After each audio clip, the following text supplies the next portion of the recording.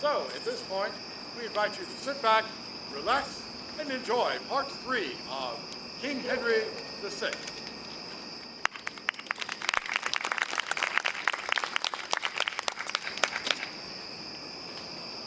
This is the palace of the fearful king, and this the regal seat. Possess it, York, for this is thine and not King Henry's heir. Assist me then, sweet Warwick, and I will, for hither we have broken in by force. We'll all assist you. He that flies shall die. Thanks, gentle Montague. Stay by me, my lords. And soldiers, stay at large by me this night. When the king comes, offer no violence unless he seek to thrust you out perforce. The queen this day here holds her parliament. With little thinks we shall be of her counsel. By words of blows, here let us win our right. Armed as we are, let's stay within this house. Bloody parliament shall this be called, unless Plantagenet, Duke of York, be king and bashful Henry deposed, whose cowardice has made us bywords to our enemies. Then leave me not, my lords. Be resolute. I mean to take possession of my right. Neither the king nor he that loves him best, the proudest he that holds up Lancaster, dare stir a wing if Warwick shake his bells. I'll plant Plantagenet. Root him up who dares. Resolve thee, Richard, claim the English crown. My lords, look where the sturdy rebel sits, even in the chair of state. Like he means, backed by the power of Warwick, that false peer to aspire unto the crown and reign as king. Earl of Northumberland, he slew thy father, and thine, Lord Clifford, and you both have vowed revenge on him, his sons, his favorites, and his friends. If that I be not, heavens be revenged on me. The thoughts thereof make Clifford mourn in steel. What shall we suffer this? Let's pluck him down. My heart for anger burns, I cannot brook it. Be patient, gentle Earl of Westmoreland. Patience is for poltroons, such as he. He durst not sit there had your father lived. My gracious lord, here in the Parliament, let us assail the family of York. Well hast thou spoken, cousin. Make it so.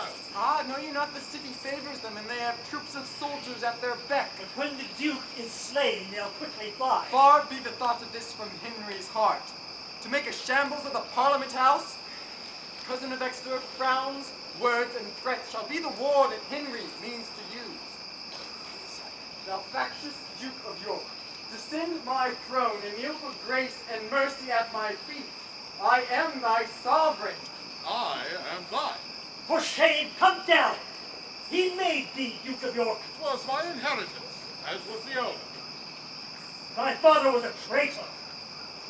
Exeter, thou art a traitor to the crown in following this usurping Henry. Whom should he follow but his natural king? True, Clifford, and that's Richard, Duke of York. And shall I stand and thou sit in my throne? It must and shall be so. Content thyself. Be Duke of Lancaster. Let him be king. He is both king and Duke of Lancaster, and that the Lord of Westmoreland shall maintain. And Warwick shall disprove it. You forget that we are those which chased you from the field and slew your fathers, and with colors spread marched through the city to the palace gates. Yes, Warwick, I remember it to my grief. And by his soul, thou and thy house shall rue it.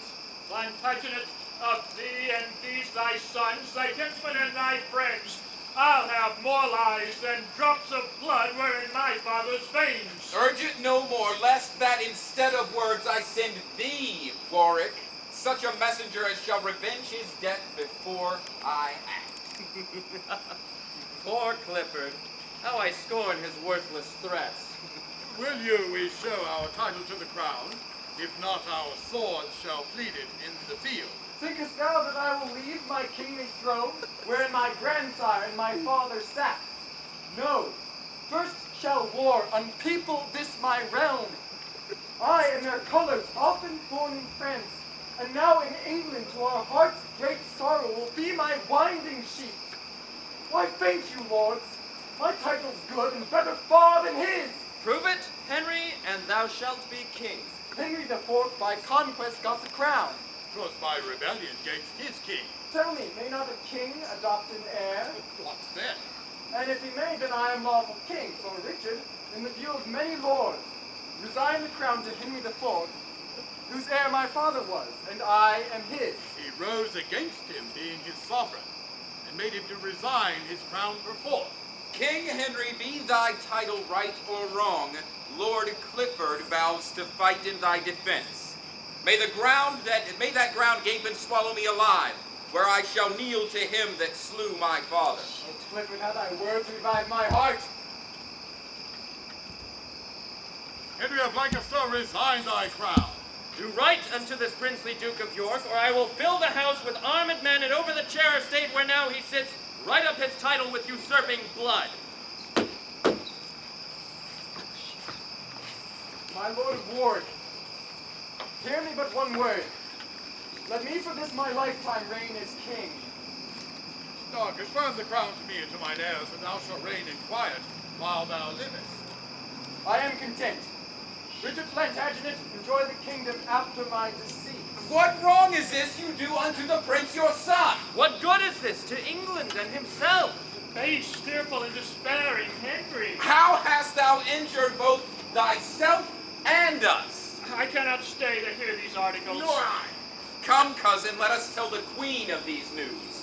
Farewell, faint-hearted and degenerate king, in whose cold blood no spark of honor bides. Be thou a prey unto the house of York, and die as bands for this unmanly deed. In dreadful war mayest thou be overcome, or live in peace, abandoned and despised. Turn this way, Henry, and regard them not. They seek revenge, and therefore will not yield. Ah, Exeter, Why should you sigh, my lord? not for myself, Lord Warwick, but my son, whom I naturally shall disinherit. But be it as it may, I hear and tell the crown to thee and to thine heirs forever, conditionally that here thou take an oath to cease this civil war, and whilst I live to honor me as thy king and sovereign, and neither by treason nor hostility to seek to put me down and reign thyself. This oath I willingly take and will perform. Long live King Henry! Plantagenet, embrace him. And long live thou and these thy forward sons. Now York and Lancaster are reconciled. Cursed be he that seeks to make them foes. Farewell, my gracious lord. I'll to my castle. And I'll keep London with my soldiers. And I unto the sea from whence I came. And I, with grief and sorrow, to the court. Here comes the queen, who's much to array her anger. Nay, go not from me, I will follow thee. Stay, be patient, gentle queen, and I will stay. Who can be patient in such extremes? Ah, wretched man! Would I had died a maid, never seen thee, never borne thee son, seeing how unnatural a father thou hast proved. Hath he deserved to lose his birthright thus? Father, you cannot disinherit me. If you be king, why should not I succeed? Pardon me, Margaret. Pardon me, sweet son. The Earl of Warwick and the Duke enforced me. Enforced thee? Art thou king? And wilt be forced? Oh, I shame to hear thee speak.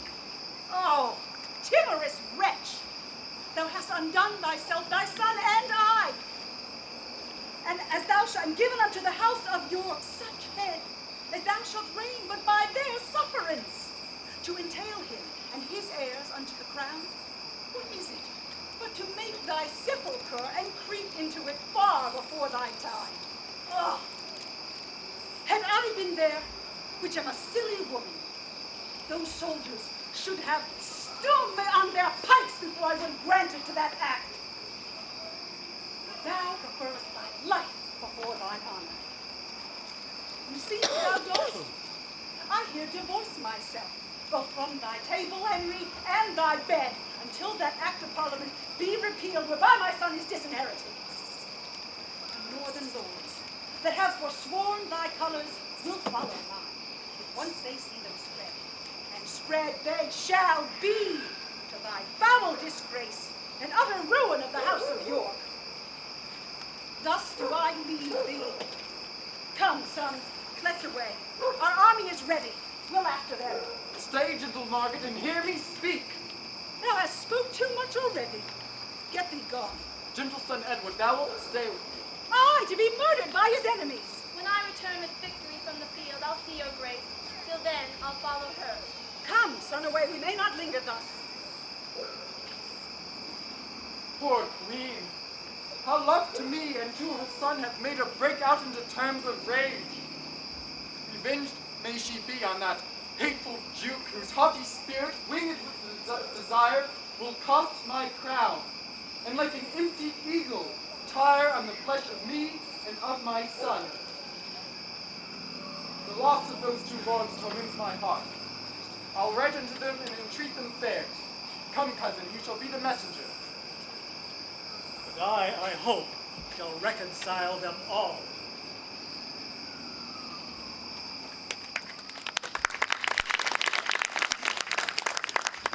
Brother, though I be youngest, give me leave to speak.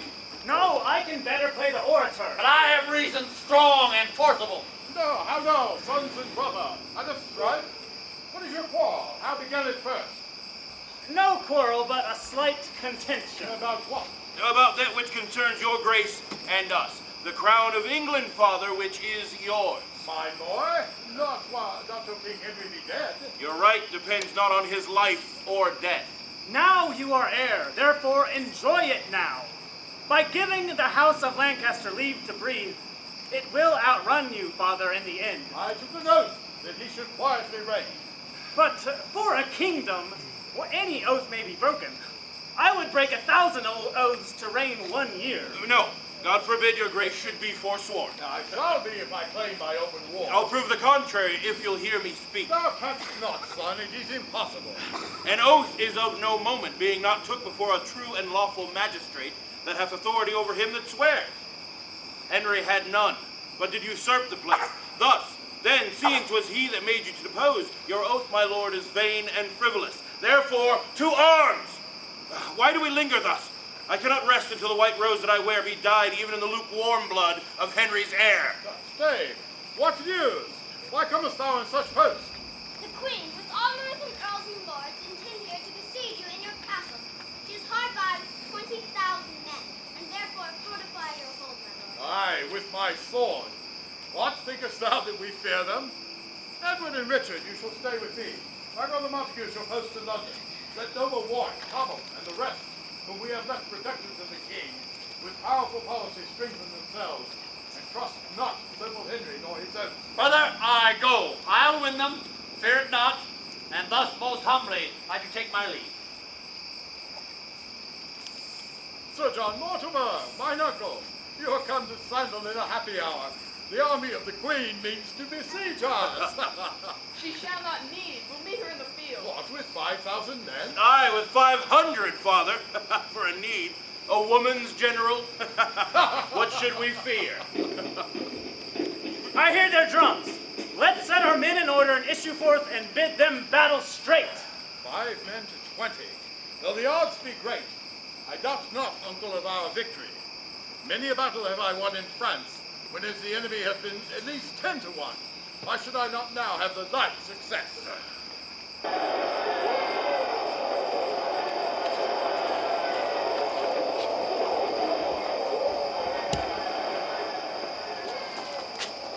Whither shall I fly to escape their hands? Tudor, look where bloody Clifford comes. Chaplain, away! Thy priesthood saves thy life. As for the brat of that accursed duke, whose father slew my father, he shall die. And I, my lord, will bear him company. Soldiers, away with him! Oh, Clifford, murder not this innocent child, lest thou be hated both by God and by man. How now? Is he dead already? Or is it fear that makes him close his eyes? I'll open them. So looks the pent-up lion o'er the wretch that trembles under his devouring paws. And so he walks, insulting o'er his prey. And so he comes to rend his limbs asunder. Ah, dear Clifford, kill me with thy sword and not with such a cruel, threatening look. Sweet Clifford, hear me speak before I die. I'm too mean a subject for thy wrath. Be thou avenged on men and let me live. In vain thou speakest, boy! My father's blood hath stopped the passages where your words should enter. Then let my father's blood open it again. He is a man, and Clifford cope with him. Had I thy brethren here, Their lives and thine were not revenge sufficient for me. No. If I dug up thy forefathers' graves and hung their rotten coffins up in chains, it would not slake mine ire nor ease my heart. The sight of any of the house of York is as a fury to torment my soul until I root out that entire house and leave not one alive. I am in hell. Therefore... Oh, let me pray before I take my death. To thee I pray, sweet Clifford, pity me. Such pity as my rapier's point affords. I never did thee harm. Why wilt thou slay me? Thy father had. But 'twas ere I was born. Thou hast one son, for his sake pity me, lest in revenge thereof, since God is just, he be as miserably slain as I. Ah, let me live in prison all my days, and when I give occasion of offense, then let me die. For now thou hast no cause. No cause? Thy father killed my father.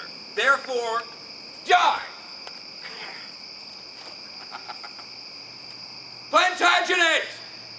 I come, Plantagenet, and this, thy son's blood congealed to my blade, shall rust upon my weapon, till thy blood, congealed with this, do make me wipe off both.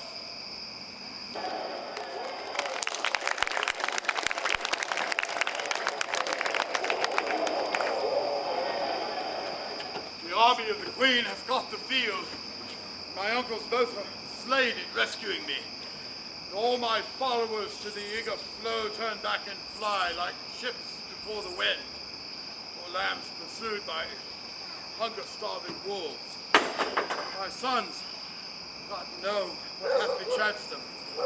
But this I know, they have demeaned themselves like men born to renown by life or death. Oh, hark! The fatal followers do pursue. I am faint, cannot fly their fury. Were I strong, I would not shun their fury. The sands are numbered. Make up my life.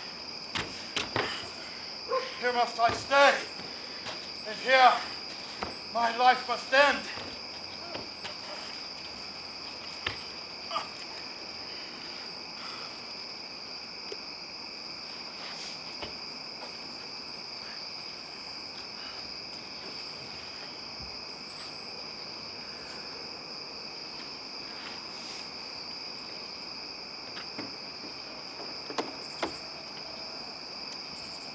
Yield to our mercy, proud Plantagenet. I to such mercy as his arm, with downright fury, showed unto my father. My ashes as the phoenix may bring forth a bird that will revenge upon you all. And in thy hope I throw mine eyes to heaven, scorning whate'er you can afflict me with. Why come you not? What? Multitudes and fear? So cowards fight when they can fly no farther. So do doves peck the falcon's talons. So desperate thieves, all hopeless of their lives, breathe out invectives against the officer. O Clifford, but bethink thyself once again, and in thy thought o'errun my former time. And if thou canst for blushing, view this face, and bite thy tongue, and slanders him with cowardice, whose frown hath made thee faint and fly ere this. I will not bandy with thee word for word, but buckle with thee blows. Twice 2 for 1. Hold, valiant Clifford! For 1,000 causes I would prolong a little while the traitor's life. Wrath and death, speak thou, Northumberland. Oh, Clifford! Do not honor him so much to prick thy finger, though to wound his heart.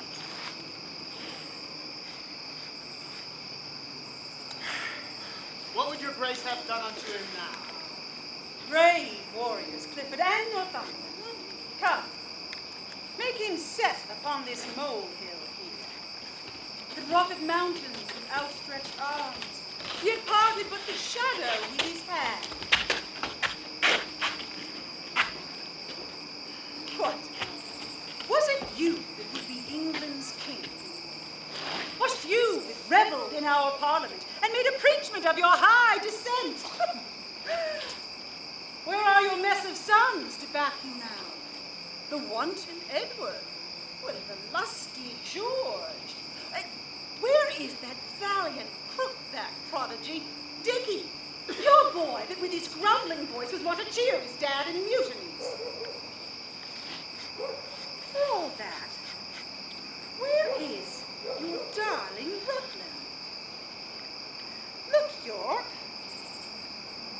I stained his napkin with the blood that valiant Clifford with his rapier's point made issue from the bosom of the boy. And if thine eyes can water for his death, I give thee this to dry thy cheeks with. Oh, alas, poor York. But that I hate thee deadly, I would relent thy miserable state. I prithee, grieve, Lord, to make me merry. What? Hast thy fiery heart so parched thine entrails that not a tear can fall for Rutland's death? What? Why art thou? I prithee, why art thou patient, man? Thou shouldst be mad, and I, to make thee mad, do mock thee thus. Stamp, fret, rave, that I may sing and dance. Oh, thou wouldst be beat, I see, to make me sport. York cannot speak unless he wear a crown. A crown for York. Hold still his hand while I do set it on.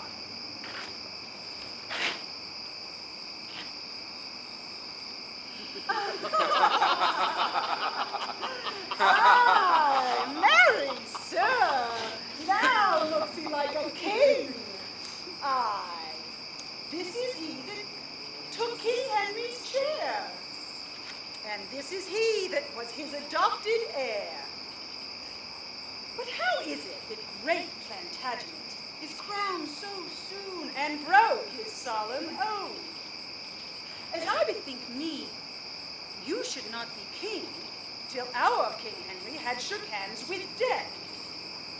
And will you pale your head in Henry's glory and rob his temples of the diadem now in his life against your holy oath? Oh, 'tis a fault too unpardonable. Off with the crown, and with the crown his head. And whilst we breathe, take time to do him dead. That's my office, for my father's sake. Nay, stay. Let's hear the orisons he makes. She-wolf of France, but yet the worse than wolves of France, whose tongue more poisons than the adder's tooth. I would essay, proud queen, to make thee blush, to tell thee whence thou camest, of whom derived, were shame enough to shame thee, wert thou not shameless. O tiger's heart wrapped in a woman's hide, how couldst thou drain the lifeblood of the child to bid the father wipe his eyes withal, and yet be seen to bear a woman's face? Women are soft, mild, pitiful, inflexible. Thou stern, obdurate, flinty, rough, remorseless. Bidst thou me rage, why now thou hast thy wish. Wouldst have me weep, why now thou hast thy will. A raging wind blows up incessant showers, and when the rage allays, the rain begins. These tears are my sweet Rutland's obsequies, and every drop cries vengeance for his death. Hard-hearted Clifford, take me from this world, my soul to heaven, my blood upon your heads. Here's for my oath, and here's for my father's death. And here's to right a gentle-hearted king. Open thy gates of mercy, gracious God. My soul flies through heaven to seek out thee. Off with his head and set it on York gates. So York shall overlook the town of York.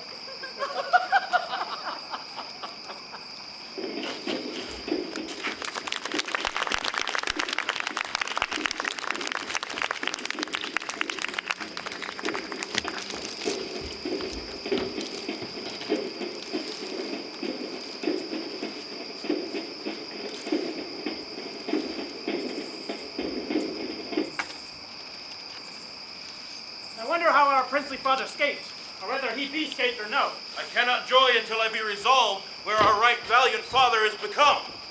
I saw him in the battle range about, and watched him how he singled Clifford forth. Methought he bore him in the thickest troop as doth a lion in a herd of neat, or as a bear encompassed round with dogs who, having pinched a few and made them cry, the rest stand all aloof and bark at him. So fared our father with his enemies.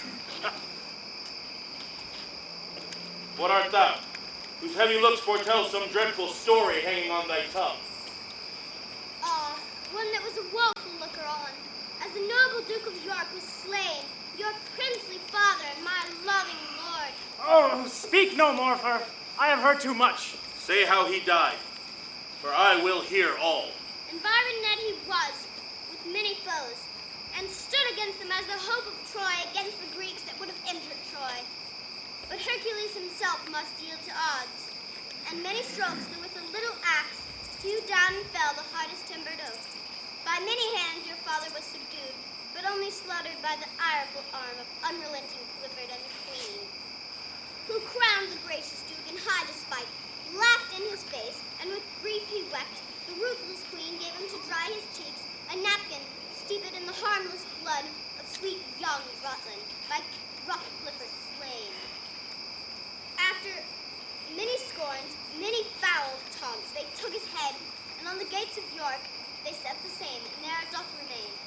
The saddest spectacle ere I view. Sweet Duke of York, our prop to lean upon.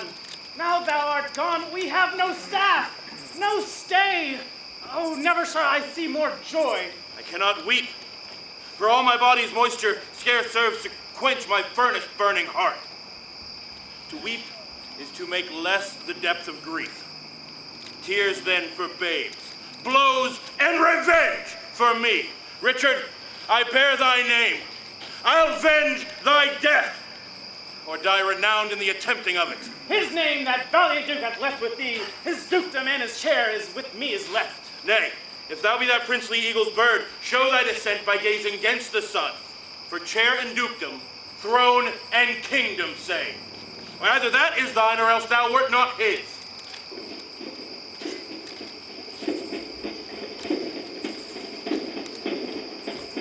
Now, fair lords, what fare, what news abroad? Great Lord of Warwick, if we should recount our baleful news, and at each word's deliverance stab poniards in our flesh, till all were told, the words would add more anguish than the wounds. O valiant Lord, the Duke of York is slain. Oh, Warwick, that Plantagenet which held thee dearly as his soul's redemption is by the stern Lord Clifford done to death. 10 days ago I drowned these news in tears. And now, to add more measure to your woes, I come to tell you things that then befallen. After the bloody fray at Wakefield fought, where your brave father breathed his latest gasp, tidings as swiftly as the post could run were brought me of your loss in his depart. I, then in London, keeper of the king, mustered my soldiers, gathered flocks of friends, and very well appointed, as I thought, marched towards St. Albans to intercept the queen, bearing the king in my behalf along. Short tale to make, we at St. Albans met, our battles joined, and both sides fiercely fought.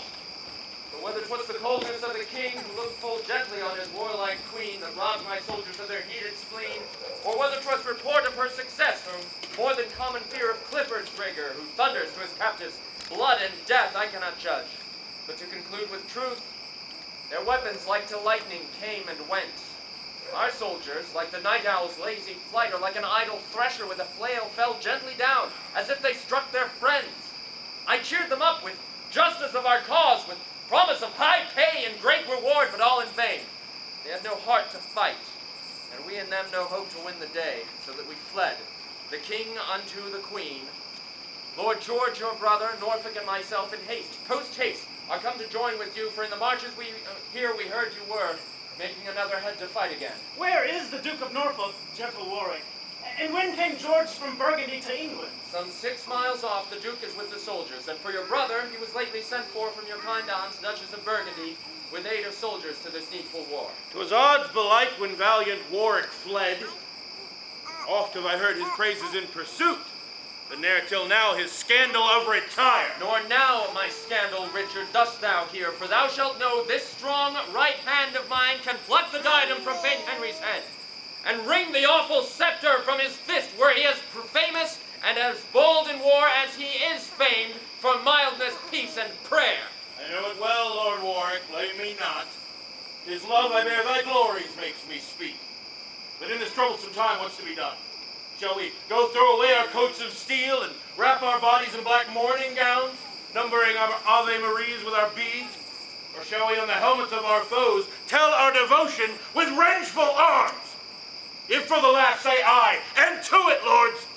I therefore, Warwick, came to seek you out, and therefore comes my brother Montague.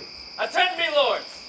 The proud, insulting queen with Clifford and the hot Northumberland, and of their feather many more proud birds, have fought the easy-melting king like wax. He swore consent to your succession, his oath enrolled it in the Parliament, and now to London all the crew are gone to frustrate both his oath and what beside may make against the house of Lancaster. Their power, I think, is 30,000 strong. Now, if the help of Norfolk and myself, with all the friends that thou, brave Earl of March, amongst the loving Welshmen canst procure, will but amount to 25,000, why, via! To London will we march amain, and once again bestride our foaming steeds, and once again cry, charge upon our foes, but never once again turn back and fly. Now methinks I hear great Warwick speak. Ne'er may he live to see a sunshine day that cries retire, if Warwick bid him stay. Lord Warwick, on thy shoulder I will lean, and when thou fallest, as God forfend the hour, must Edward fall, which peril in heaven God forbid. No longer Earl of March, but Duke of York. The next degree is England's royal throne, for King of England shalt thou be proclaimed, in every borough as we pass along, and he that throws not up his cap for joy shall for the fault make forfeit of his head. Then Clifford, were thy heart as hard as steel, as thou hast shown it flinty by thy deeds, I come to pierce it or give thee mine. Then strike up drums! God and St. George for us! What? How now? What news? The Duke of Norfolk sends you word by me. The Queen is coming with the poison host, and craves your company at the speedy council. Why then it's sorts, brave warriors, let's away!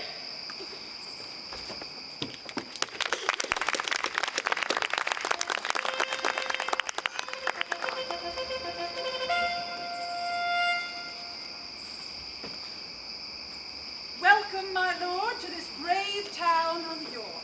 Yonder's the head of that arch enemy that sought to be encompassed with your crown. Doth not the object cheer your heart, my lord? Aye, as the rocks cheer them that fear their wreck. To see this sight irks my very soul. Withhold revenge, dear God. 'Tis not my fault, nor wittingly have I infringed my vow. Ah, cousin York, would thy best friends did know how it doth grieve me that thy head is here. My lord, cheer up your spirits. Our foes are nigh, and this soft courage makes your followers faint. You promised knighthood to our forward son. Unsheathe your sword and dub him presently. Edward, kneel down. Edward Plantagenet, arise a knight, and learn this lesson. Draw thy sword in right. My gracious father, by your kingly leave, I'll draw it as a parent to the crown, and in that war I'll use it to the death. Why, that is spoken like a most toward prince. Royal commanders be in readiness, for with a band of 30,000 men comes Warwick, backing of the Duke of York, and in the town, as they do march along, proclaims him king, and many fly to him. The range of battles are there at hand. I would your highness would depart the field. The queen hath best success when you are absent. Aye, good my lord, and leave us to our fortune. Why, that's my fortune too, therefore I'll stay. Be it with resolution and to fight. My royal father, cheer these noble lords, and hearten those that fight in your defense. Unsheath your sword, good father, cry St. George! Now, perjured Henry, wilt thou kneel for grace, and set thy diadem upon my head, or bide the mortal fortune of the field? Go, rate thy minions, thou proud insulted boy. Becomes it thee to be thus bold in terms before thy sovereign and thy lawful king? I am his king, and he should bow his knee. I was adopted heir by his consent, since when his oath is broke, for as I hear, you that are king, though he do wear the crown, have caused him by new act of parliament to blot me out and put his own son in. And reason too. who should succeed the father but the son? Are you there, butcher? Oh, I cannot speak.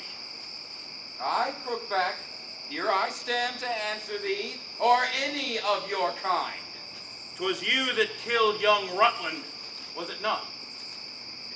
Aye, and old York, and yet not satisfied. For God's sake, Lord, give signal to fight! What sayst thou, Henry? Wilt thou yield the crown? Defy them now, or else we'll close thy lips. I prithee, give no limits to my tongue. I am a king and privileged to speak.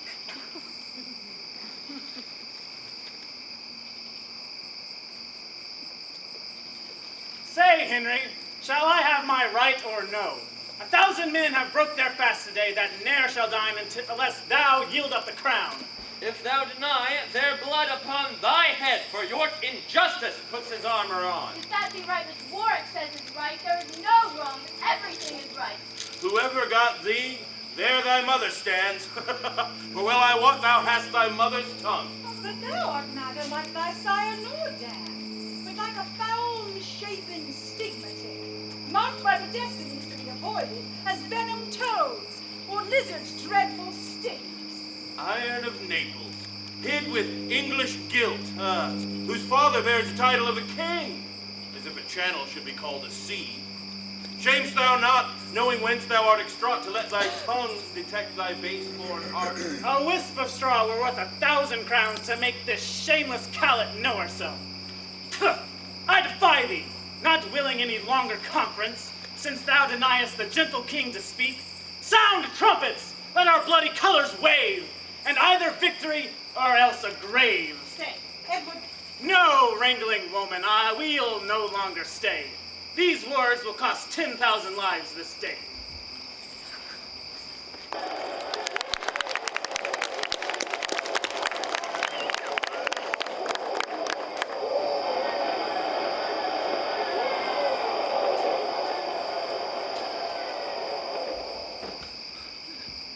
Forspent with toil, as runners with a race, I lay me down a little while to breathe. For strokes received and many blows repaid have robbed my strong-knit sinews of their strength. And spite, needs must I rest a while.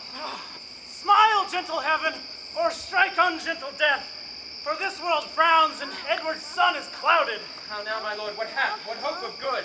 Our hap is lost. Our hope but sad despair. Our ranks are broke, and ruin follows us. What counsel give you? Whither shall we fly? Bootless is flight. They follow us with wings, and weak we are and cannot shun pursuit. Oh, Warwick, why hast thou withdrawn thyself? Thy brother's blood the thirsty earth hath drunk. Broached with the steely point of Clifford's lance, and in the very pangs of death he cried, like to a dismal clangor heard from far, Warwick, revenge! Brother, revenge my death! So underneath the belly of their steeds that stained their fetlocks in his smoking blood, the noble gentleman gave up the ghost. And let the earth be drunken with our blood. I'll kill my horse because I will not fly. Here on my knee, I vow to God above I'll never pause again, never stand still, till either death hath closed these eyes of mine or fortune given me measure of revenge. Oh, Warwick, I do bend my knee with thine, and this vow do chain my soul to thine. Now, lords, take leave until we meet again, where'er it be, in heaven or in earth. Brother, give me thy hand. And gentle Warwick, let me embrace thee in my weary arms. I that did never sleep weep till now, melt with folk with woe, that winter should cut off our springtime so. Away, away! Once more, sweet lords, farewell.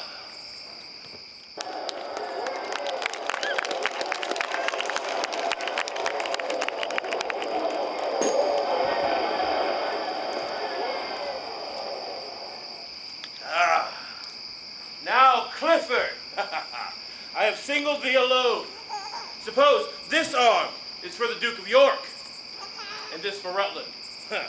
Both bound to revenge, wert thou environed within a brazen wall. Now, Richard, I am with thee alone. This is the hand that killed poor Rutland, and this is the hand that killed your father York, and this is the heart that cheers these hands to execute like action upon yourself. Therefore, have at thee.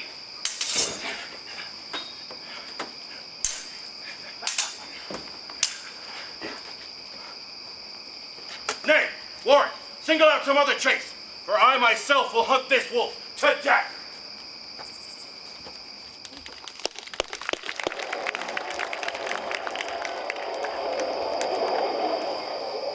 This battle fares like to the morning's war, when dying clouds contend with growing light. What time the shepherd, blowing of his nails, can neither call it perfect day nor night. Now sways it this way like a mighty sea, forced to combat with the wind. Now sways it this way, like the selfsame sea, forced to retire by fury of the wind. Sometime the flood prevails, and then the wind. Now one the better, then another best, but neither conqueror nor conquered. So is the equal of this fell war. On this molehill will I sit me down. To whom God will, there will be the victory. Would I were dead, if God's good will were so. For what is in this world but grief and woe? Oh God, methinks it were a happy life to be no better than a homely swain, to sit upon this hill as I do now, to carve out dials quaintly, point by point, thereby to see the minutes how they run, and how many make the hour full complete, how many hours bring about the day, how many days bring about the year, how many years a mortal man may live. So minutes, hours, days, months, and years passed over to the end they were created would bring white hairs into a quiet grave. Ah, what a life would this! How sweet! How lovely! Ill blows the wind that profits nobody. This man, whom hand to hand in combat I slew, may be possessed with some store of crowns, and I, that haply take them from him now, may yet ere the night is finished yield both my life and them to some man else. Who's this? Oh, God! It is my father's face, whom in this conflict I unawares have killed. Oh, heavy times begetting such events. From London, by the king I was pressed forth. My father, being an Earl of Warwick's man, came on the part of York, pressed by his master. And I, who at his hands have received my life, him have by my hands of life bereaved him. Pardon me, God, I knew not what I did. And pardon me, Father, for I knew not thee. My tears shall wipe away these bloody marks, and no more words, till they have had their fill. Oh, piteous spectacle! Oh, bloody times! While lions war and battle for their dins, poor harmless lambs abide their enmity. Weep, wretched man, I'll aid thee tear for tear, and let our hearts and eyes, like civil war, be blind with tears, and break overcharged with grief. Thou that so stoutly hast resisted me, give me thy gold, if thou hast any gold, for I have bought it with 100 blows. And let me see, is this our foeman's face? Oh, no, no, it is the face of my only son. Oh, boy, if any life be left in thee, throw up thine eye. See what showers arise, blown with the windy tempest of my heart, upon these words that kill mine eye and heart. Oh, pity God this miserable age. What stratagems, how fell, how butcherly, erroneous, mutinous, unnatural, this deadly quarrel daily doth beget. Oh boy, thy father gave thee life too soon, and hath bereft thee of their life too late. Woe upon woe, grief upon grief. Oh, that my death would stay these rueful deeds. Oh, pity Pity, heaven! Pity! The red rose and the white are on his face, the fatal colors of our striving houses. The one his purple blood right well resembles, the other his pale cheeks methinks presenteth. Wither one rose, and let the other flourish. If you contend 1,000 lives must wither. How will my mother, for a father's death, take on with me and ne'er be satisfied? How will my wife, for slaughter of my son, shed seas of tears and ne'er be satisfied? How will the country, for these woeful chances, misthink the king and not be satisfied? Was ever son so rude a father's death? Was ever father so bemoaned his son? Was ever king so grieved for his subjects' woe? I'll bear thee hence, or I may weep my fill. These arms of mine shall be thy winding sheet. My heart, sweet boy, shall be thy sepulchre. For from my heart thine image never shall go. My sighing breast shall be thy funeral bell. I'll bear thee hence, and let them fight that will. For I have murdered where I should not kill.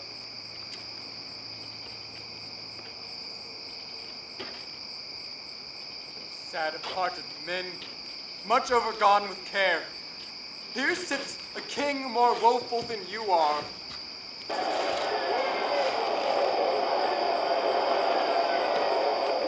Fly, father, fly! For all your friends are fled, and war rages like a chafed bull. Away, for death doth hold us in pursuit. Mount you, my lord, towards Berwick post amain. Edward and Richard, like a brace of greyhounds, having the fearful flying hare in sight, with fiery eyes sparkling for very wrath, and bloody steel grasped in their ireful hands, are at our backs, and therefore hence amain. Away, for vengeance comes along with them. Nay, stay not to expostulate, make speed, or else come after. I'll away before. Nay, take me with thee, good Exeter. Not that I fear to stay, but love to go whither the queen intends. Forward, away!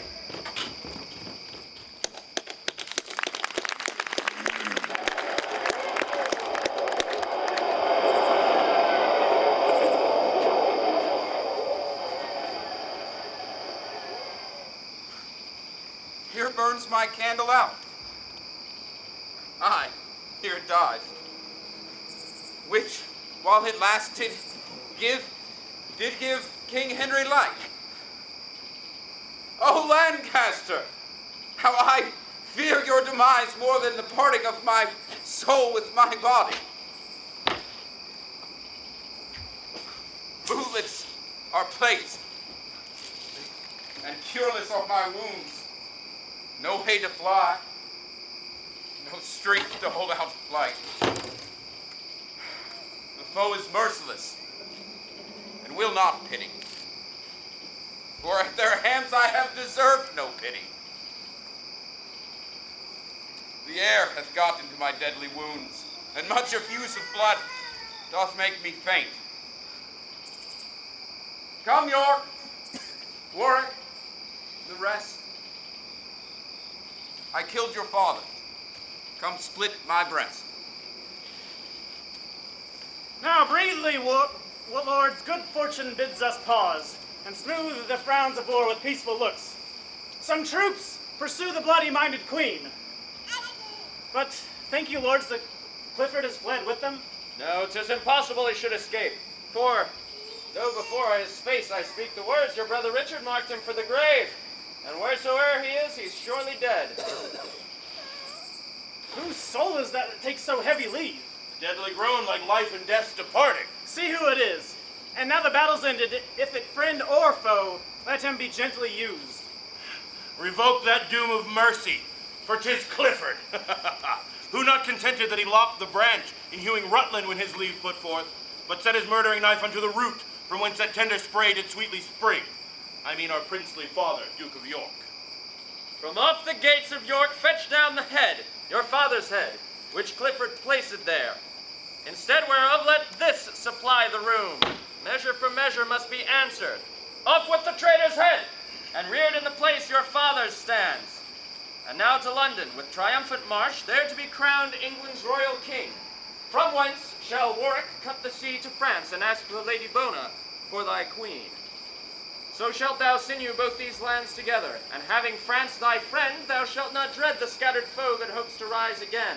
For though they cannot greatly sting to hurt, yet look to have them buzz to offend thine ears. First will I see the coronation, and then to Brittany I'll cross the sea to effect this marriage, so it please my lord. Even as thou wilt, sweet Warwick, let it be. For in thy shoulder I do build my seat, and never will I undertake the thing wherein thy counsel and consent is wanting.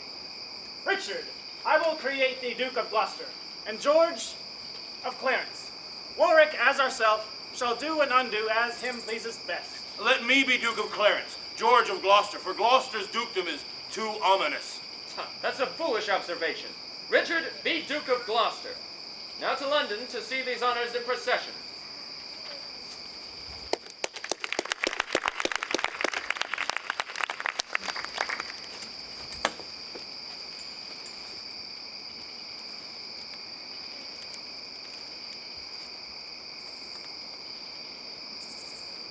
Under this big throne break we'll shroud ourselves, for through this long non the deer will come. And in this covert we'll make our stand, calling the principal of all the deer. Here comes a man. Let's stay till he be passed. From Scotland am I stolen, even of pure love, to greet mine own land with my wishful sight. No, Harry. Harry, 'tis no land of thine. Aye, here's a deer. Skin and keeper's feet. This is a Corn king. Let's seize him. Duke, what sayest thou? Who art thou? More than I seem, and yet less than I was born to. A man at least, for less I should not be. And men may talk of kings, and why not I? Aye, but thou talk'st as if thou wert a king. Why, so I am, in mine, and that's enough. But if thou be king, where is thy crown? My crown is in my heart, not on my head. Not decked with diamonds and Indian stones, nor to be seen. My crown is called content. A crown it is that seldom kings enjoy. Well, if you be a king crowned with content, your crown content, and you must be contented to go along with us. For as we think, you are the king King Edward hath proposed. And we, his subjects, sworn in all allegiance, will apprehend you as his enemy. We charge you in God's name, and his kings to go with us unto the officers. In God's name lead, your king's name be obeyed, and what God will, that let your king perform, and what he will, I humbly yield unto.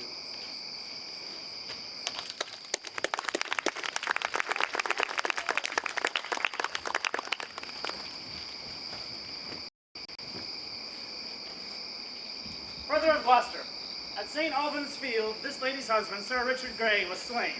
His lands then seized on by the conqueror. Her suit is now to repossess those lands, which in justice cannot we deny. Because in quarrel of the House of York, the worthy gentleman did lose his life. Your Highness shall do well to grant her suit. It were dishonor to deny it her. It were no less. But yet, I'll make pause. Yea, is it so? I see the lady hath a thing to grant before the king will grant her humble suit. He knows the game, how true he keeps the wind. Silence, silence. Widow, we will consider of your suit, and come some other time to know our mind. Right gracious lord, I cannot brook delay. May it please your highness to resolve me now, and what your pleasure is shall satisfy me. Aye, widow. Then I'll warrant you all your lands, and if what pleases him shall pleasure you. Fight closer, a good faith, you'll catch a blow. How many children hast thou, widow? Tell me. 3, my most gracious lord. You shall have 4 if you'll be ruled by him. 'Twere a pity they should lose their lands, their father's lands. Be pitiful then, dread lord, and grant it. Lords, give us leave a while. I'll try this widow's wit. Aye. Good leave have you, for you will have leave till you take leave and leave you to the crutch. Now, tell me, madam, do you love your children? Aye, full as dearly as I love myself.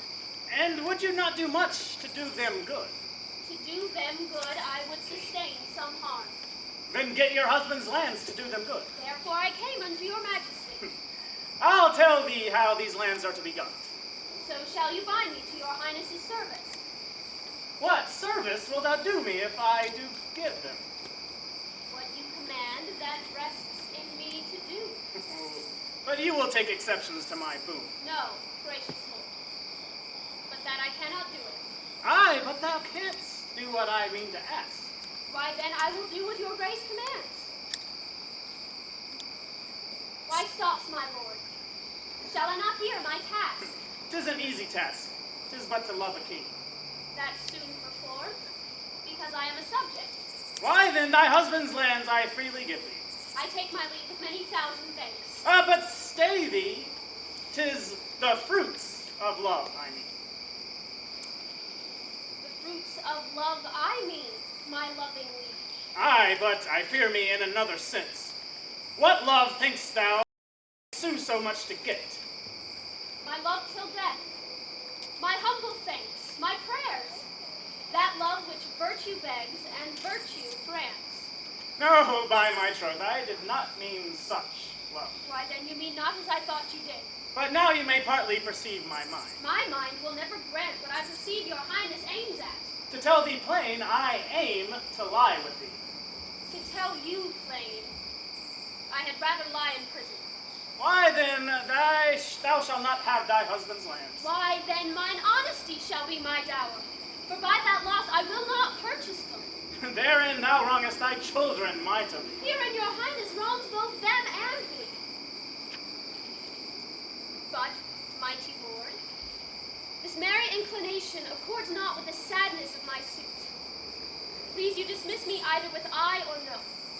Aye, if thou wilt say aye to my request. No, if thou dost say no to my demand. Then no, my lord.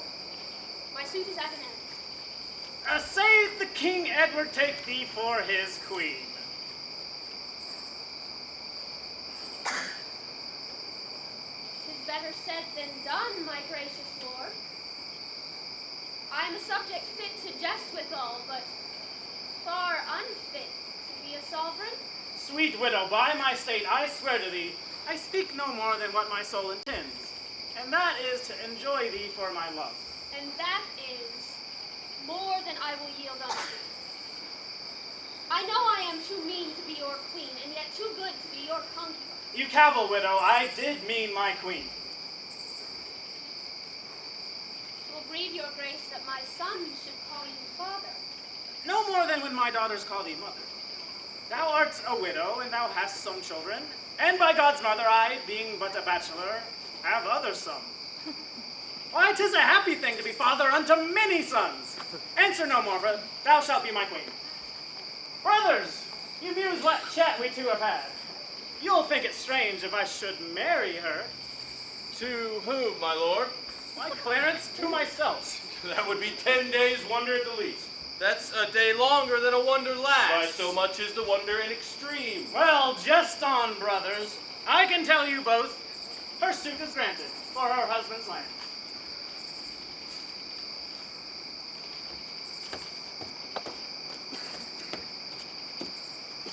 My gracious lord, Henry your foe is taken and brought your prisoner to your palace gate.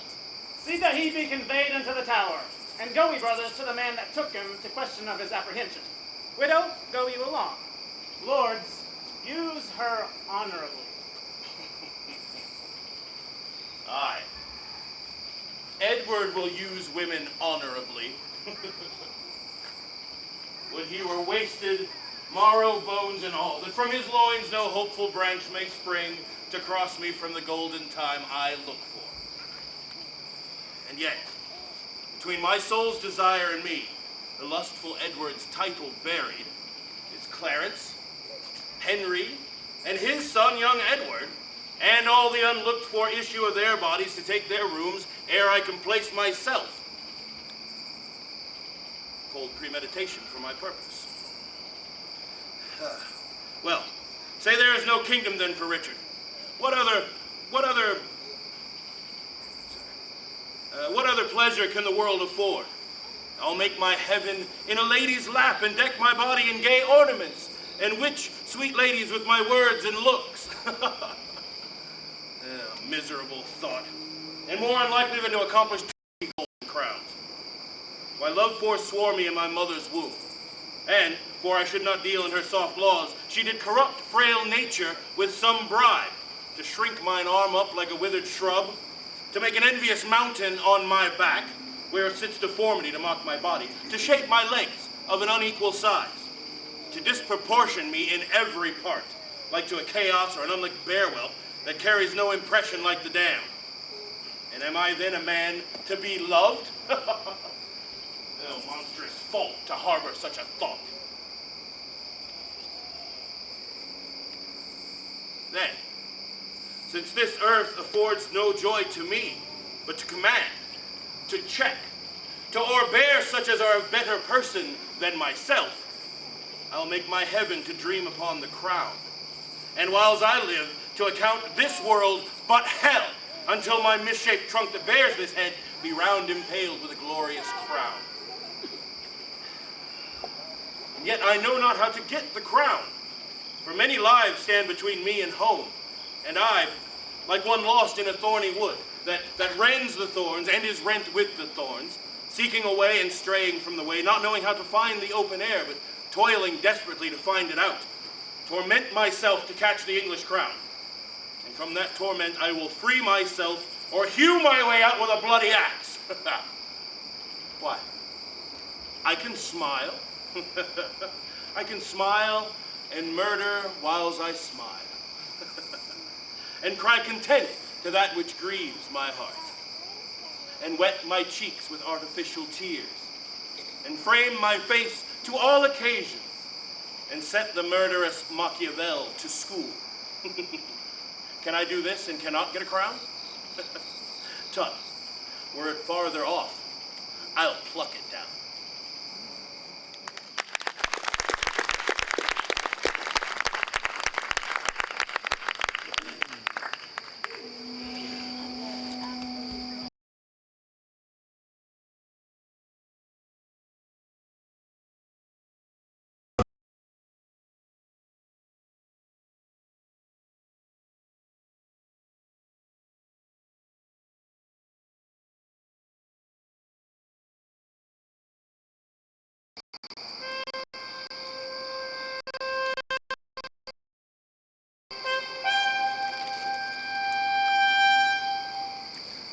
Queen of England, worthy Margaret, sit down with us. It ill befits thy state and birth that thou shouldst stand while Louis sit. No, mighty King of France, now Margaret must strike her sail and learn a while to serve where kings command. I must confess, great Albion's queen in former golden days. Now mischance hath trod my title down, and with dishonor laid me on the ground where I must take like seat unto my fortune, and to my humble seat conform myself. Why say, fair queen, whence springs this deep despair? From such a cause as fills mine eyes with tears and stops my tongue, while heart is drowned in tears. Whatever it be thou still like myself, and sit thee by our side. Be plain, Queen Margaret, and tell thy grief. It shall be eased if France can yield relief. Those gracious words revive my drooping thoughts and give my tongue-tied sorrows leave to speak. Now, therefore, be it known to noble Louis that Henry, sole possessor of my love, is of a king become a banished man and forced to live in Scotland a forlorn. Proud and vicious Edward, Duke of York, usurps the regal title and the seat of England's true anointed, lawful king.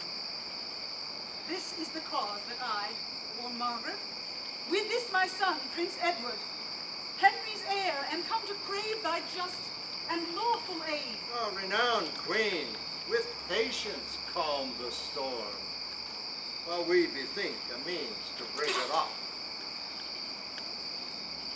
What's he that approacheth boldly to our presence? Our Earl of Warwick, Edward's greatest friend. Welcome, brave Warwick. What brings thee to France? Now begins a second storm to rise, for this is he that moves both wind and tide. From worthy Edward, King of Albion, my lord and sovereign and thy vowed friend, I come in kindness and unfeigned love, first to do greetings to thy royal person, and then to crave a league of amity, and lastly, to confirm that amity with a nuptial knot, if thou vouchsafe to grant that virtuous Lady Bona, thy fair sister, to England's king in lawful marriage. Now go forward. Henry's hope is done.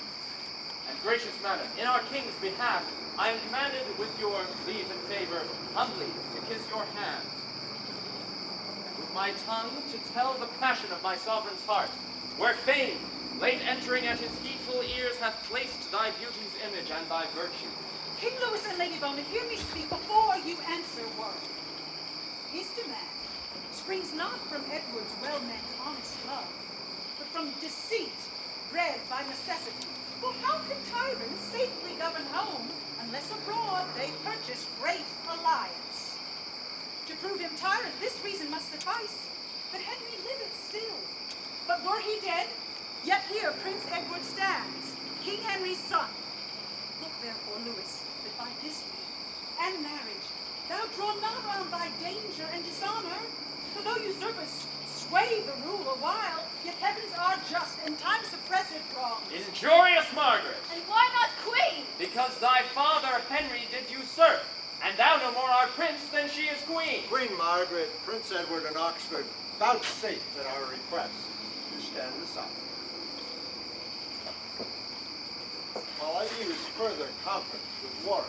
Heavens grant that Warwick's words bewitch him not. Now, Warwick, tell me, even upon thy conscience, is Edward your true king? For I were loath to link with him that were not lawful chosen. Thereon I pawn my credit and mine honor.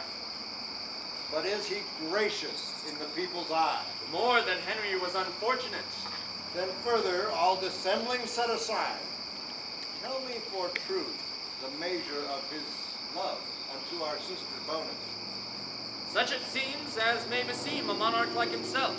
Myself have often heard him say and swear that this his love was an eternal plant, whereof the root was fixed in virtue's ground, the leaves and fruit maintained with beauty's sun, exempt from envy, but not from disdain, unless the Lady Bona quit his pain. Now, sister, let us hear your firm resolve. Your grant or your denial shall be mine. And I confess often ere this day, when I have heard your king's desert recounted, mine ear hath tempted judgment to desire. Then Warwick thus, our sister shall be Edward's. Now forthwith shall articles be drawn, touching the jointure that your king must make, which with her dowry shall be counterpoised. Draw near, Queen Margaret, and be a witness that Bona shall be wife to the English king. To Edward, but not to the English king. Deceitful Warwick. It was thy device by this alliance to make void my suit. Before thy coming, Louis was Henry's friend. And still is friend to him and Margaret. But if your title to the crown be weak, as may appear by Edward's good success, then 'tis but reason that I be released from giving aid which late I promised. Yet shall you have all kindness at my hand, that your estate requires, and mine can yield. Warwick, this is some toast to us, or thee. My Lord Ambassador, these letters are for you, sent from your brother, Marquess Montford. These from our king unto your majesty. And madame, these for you, from whom I know not.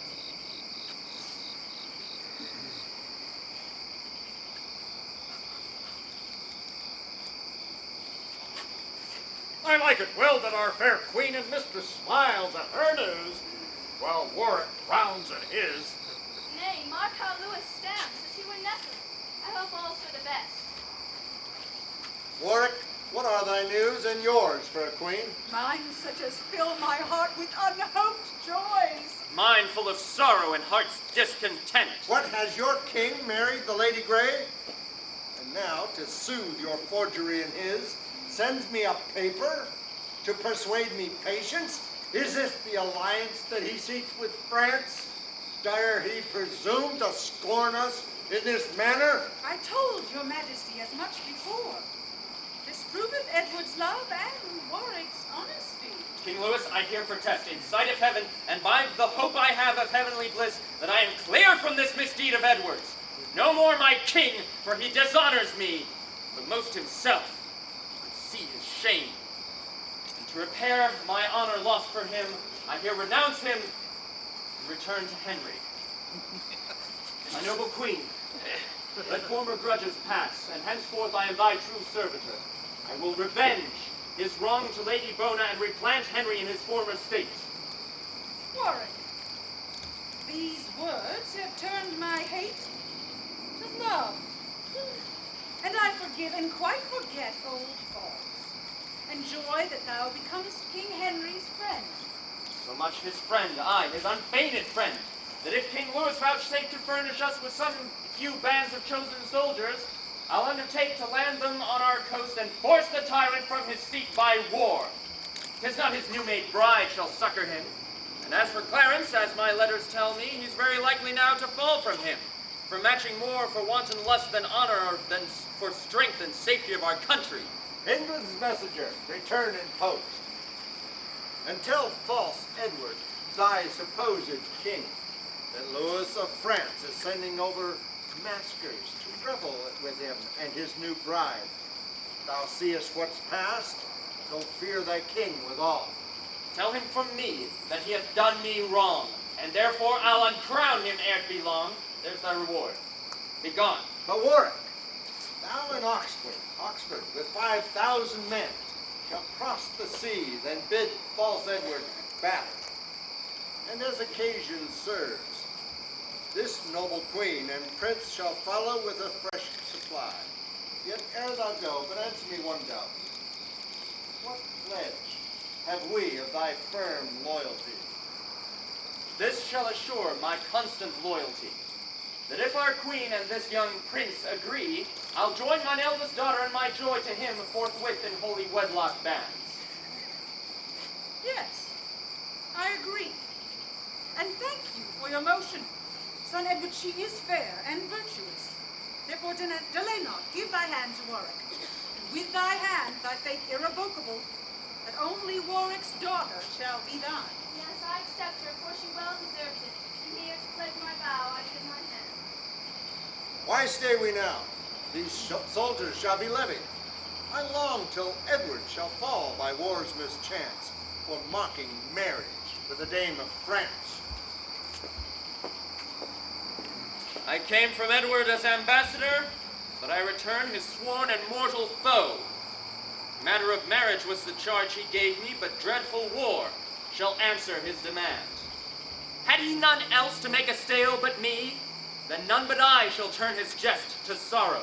I was the chief that raised him to the crown, and I'll be chief to bring him down again.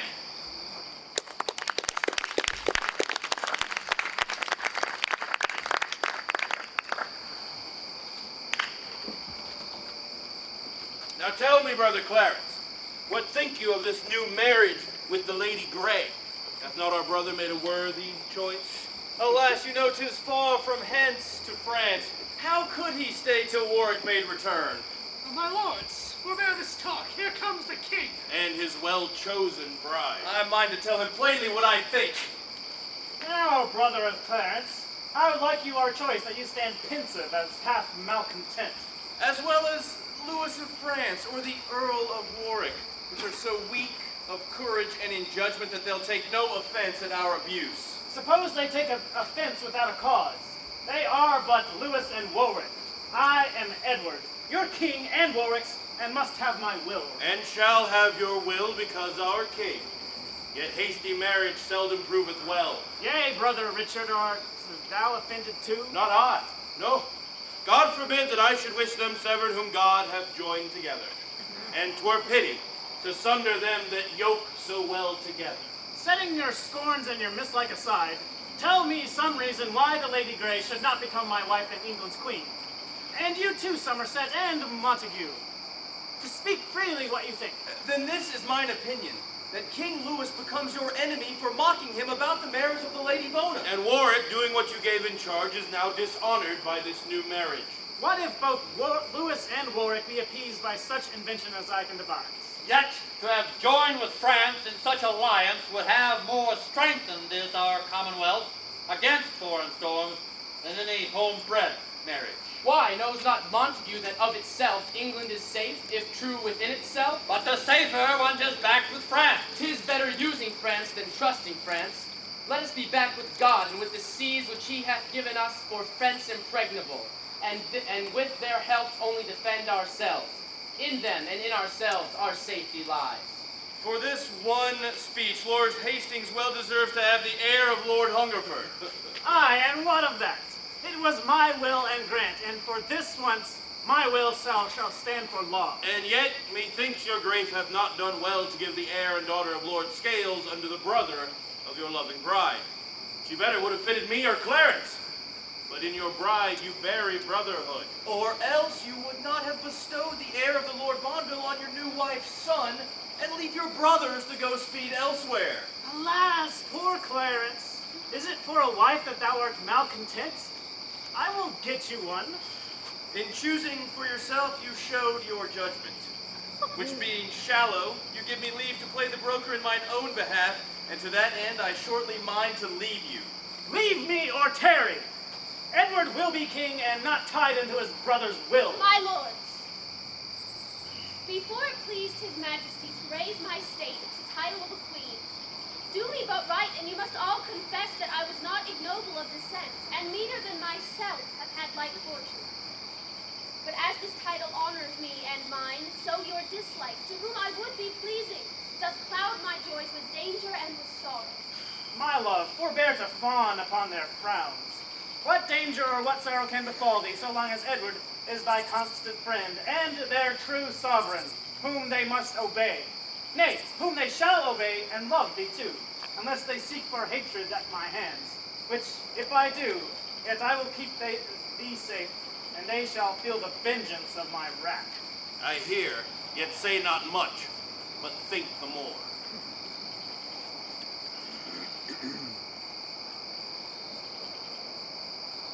Now, where's the messenger? I hear she is coming. Perchance?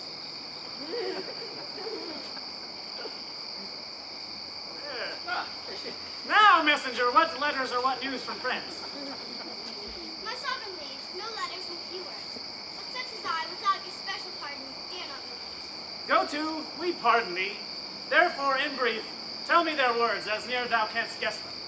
What answer makes King Louis unto our letters? At my depart, these were his very words. Go tell false Edward, thy supposed king, that Louis of France is sending over maskers to revel it with him and his new bride. Is Louis so brave? Belike he thinks me Henry. But what said Warwick to these injuries? He, more incensed against your majesty than all the rest, discharged me with these words. Tell him from me that he has done me wrong, and therefore I'll uncrown him ere it be long. Ha! Durst the traitor breathe out so proud words? Well, I will arm me, being thus forewarned. They shall have wars and pay for their presumption. But say, is Warwick friends with Margaret? Aye, gracious sovereign, they are so linked in friendship that young Prince Edward marries Warwick's daughter. But like the elder, Clarence will have the younger. Now, brother king, farewell, and sit you fast, for I will hence to Warwick's other daughter, that though I want a kingdom, yet in marriage I may not prove inferior to yourself. You that love me and Warwick, follow me. Not I. My thoughts aim at a further matter. I stay not for the love of Edward, but the crown. Clarence and Somerset both gone to Warwick. Yet, I am armed against the worst that can happen, and haste is needful in desperate case. Go, levy men, and make prepare for war. They are already, or quickly, will be landed. Myself, in person, will straight follow you. But ere I go, Hastings and Montague, resolve my doubt. You twain of all the rest are near to Warwick, by blood and by alliance. Tell me if you love Warwick more than me. If it be so, then both depart to him. I had rather wish you foes than hollow friends. But if you mind to hold your true obedience, give me assurance with some friendly vow that I may never have you in suspect. So God Help Montague as he proves true. And Hastings as he favors Edward's cause. Now, Brother Richard, will you stand by us? Aye, in despite of all that shall withstand you. Why so? Then I am sure of victory. Now, therefore, let us hence and lose no hour till we meet Warwick with his foreign power.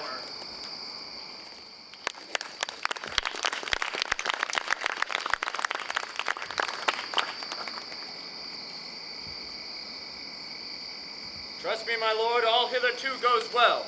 The common people by numbers swarm to us. Let's see where Somerset and Clarence come. Speak suddenly, my lords. Are we all friends? Fear not that, my lord. Then, gentle Clarence, welcome unto Warwick, and welcome, Somerset. I hold it cowardice to rest mistrustful where a noble heart hath pawned an open hand in sign of love, else I might think that Clarence, Edward's brother, were but a feigned friend to our proceedings. But welcome, sweet Clarence. My daughter shall be thine. And now what rest but in night's coverture, thy brother being carelessly encamped, his soldiers lurking in the towns about, and but attended by a simple guard, we may surprise and take him at our pleasure. At unawares they beat down Edward's guard and seize himself. I say not slaughter him, for I intend but only to surprise him. You that will follow me to this attempt, applaud the name of Henry with your leader. Henry! Why then, let's on our way in silent sort. For Warwick and his friends, God and St. George!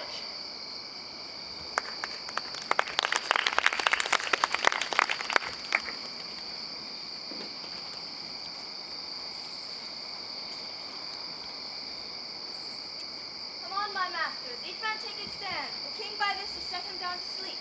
What, will he not to bed? Why no, for he hath made a solemn vow, never to lie and take his natural rest, till Warwick or himself be quite suppressed. Tomorrow then belike shall be the day, if Warwick be so near as men report. But say, I pray, what nobleman is this, that with the king here resteth in his tent? 'Tis the Lord Hastings, the king's chiefest friend. Oh, is it so? But why commands the king that his chief followers lodge in towns about him, while he himself keeps to the cold field? 'Tis the more honor, because more dangerous. Aye, but give me worship and quietness. I like it better than a dangerous honor. If Warwick knew in what estate he stands, 'tis to be doubted he would waken him. Unless our halberds should shut up his passage. Aye, wherefore else guard we his royal tent, but to defend his person from night foes? This is his tent, and see where stand his guard. Courage, my masters, honor now or never. But follow me, and Edward shall be ours. Who goes there? Stay or thou diest! Arms! Arms! Arms!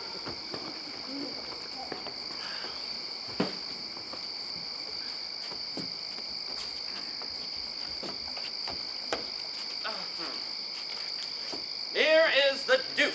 The Duke? Why, Warwick, when we parted, thou calledst me king. Aye, but the case is altered.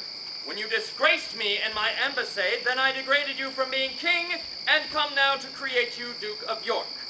Alas, how should you govern any kingdom that know not how to use ambassadors, nor how to be contented with one wife, nor how to use your brothers brotherly, nor how to study for the people's welfare, nor how to shroud yourself from enemies? Yea, brother of Clarence, art thou here too? Nay, then I see Edward's needs must down. Yet, Warwick, in despite of all mischance, of thee, thyself, and all thy compliances, Edward will always bear himself as king. Though fortune's malice overthrow my state, my mind exceeds the compass of her wheel. Then for his mind, be Edward, England's king. But Henry now shall wear the English crown, and be true king indeed, thou but the shadow.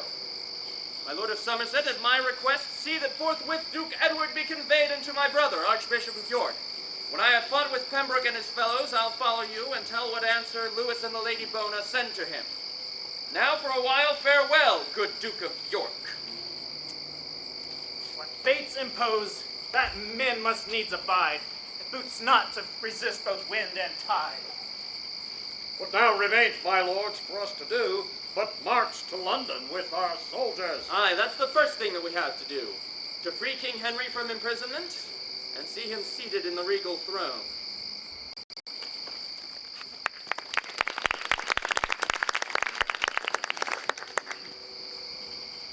Madam, what means you in this sudden change? Why, Brother Rivers, are you yet to learn what late misfortune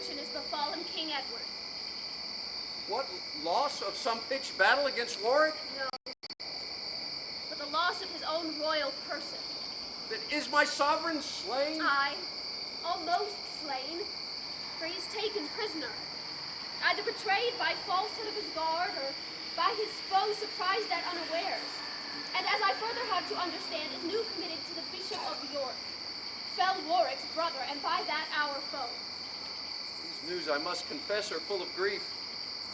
Yet, gracious madam, bear it as you may.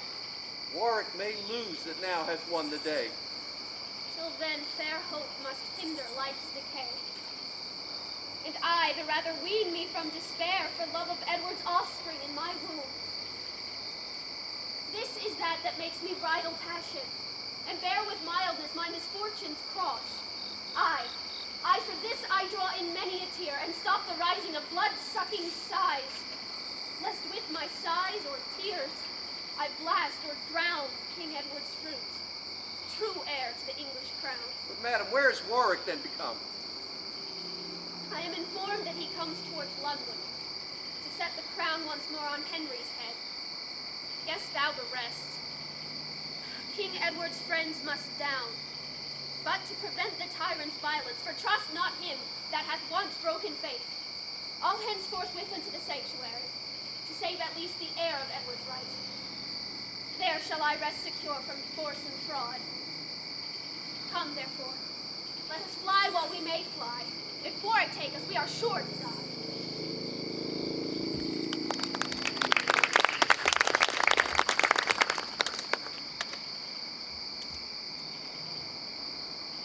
Now, my Lord Hastings, leave off to wonder why I drew you hither into this chiefest thicket of the park.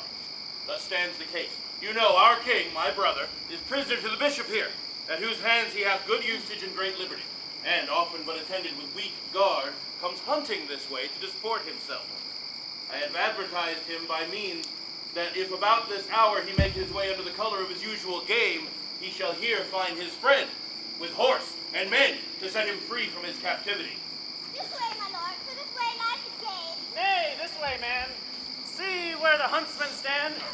Now, brother of Gloucester, lords at Hastings, and the rest, stand you thus close to steal the bishop's deer? Brother, the time and case requireth haste. Your horse stands ready at the park corner. But whither shall we then? To Lynn, my lord, and ship from thence to Flanders. Well guessed, believe me, for that was my meaning. Stanley, I will requite thy forwardness. But wherefore stay we? 'Tis no time to talk. Huntsman, what sayest thou? Wilt thou go along? Better to do so than tarry and be hanged. Come then away. Let's have no more ado. Bishop, farewell, and shield thee from Warwick's frown, and pray that I may repossess the crown.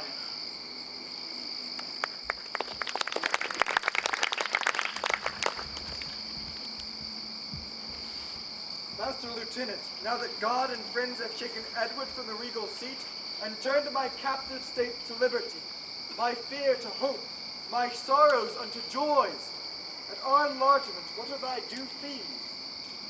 Subjects may challenge nothing of their sovereigns, but if an humble prayer may prevail, then I crave pardon of your majesty. For what, Lieutenant? For well using me? Nay, be thou sure I'll well requite thy kindness, for that it made my imprisonment a pleasure. But Warwick, after God, thou settest me free, and chiefly therefore I thank God and thee. He was the author, thou the instrument. Therefore, that I may conquer fortune's spite by living low where fortune cannot hurt me, and that the people of this blessed land may not be punished with my thwarting stars. Warwick, although my head is still wear the crown, I here resign my government to thee, for thou art fortunate in all thy deeds. Your grace hath still been famed for virtuous, and you may seem as wise as virtuous by spying and avoiding fortune's malice. For few men rightly temper with the stars. Yet in this one thing let me blame your grace for choosing me when Clarence is in place. No, Warwick, thou art worthy of the sway, to whom the heavens in thy nativity adjudged an olive branch and laurel crown as likely to be blessed in peace and war, and therefore I yield thee free consent. And I choose Clarence only for protector. Warwick and Clarence, give me both your hands. Now join your hands, and with your hand your hearts, that no dissension hinder government. I make you both protectors of this land, while I myself will lead a private life, and in devotion spend my latter days to sin's rebuke and my Creator's praise. But with the first of all your chief affairs, let me entreat, for I command no more, that Margaret, your queen, and my son Edward be sent for to return from France with speed. For till I see them here, by doubtful fear, my joy of liberty is half eclipsed. It shall be done, my sovereign, with all speed. What news, my friends? That Edward is escaped from your brother and fled as he hears to Burgundy. Unsavory news. But how made he escape? He was conveyed by Richard, Duke of Gloucester, and the Lord Hastings, who attended him in secret ambush on the far side. And from the bishop's huntsmen rescued him, for hunting was his daily exercise. My brother was too careless of his charge.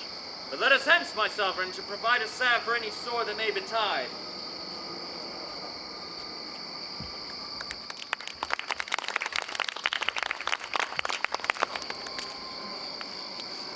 Now, brother Richard, Lord Hastings and the rest. Yet thus far fortune maketh us amends, and says that once more I shall interchange my wanted state for Henry's regal crown. Well have we passed and now repassed the seas, and brought desired help from Burgundy. What then remains, we being thus arrived from Ravenscourt Haven before the gates of York, but that we enter as into our dukedom? The gates made fast. Brother, I like not this. For many men that stumble at the threshold are well foretold that danger lurks within. Tush, man, abodements must not now affright us. By fair or foul means we must enter in, for hither will our friends repair to us. My liege, I'll knock once more to summon them.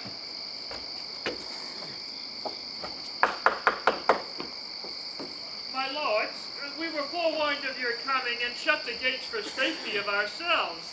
For now we owe allegiance unto Henry. But, Master Mayor, if Henry be your king, yet Edward is at least the Duke of York.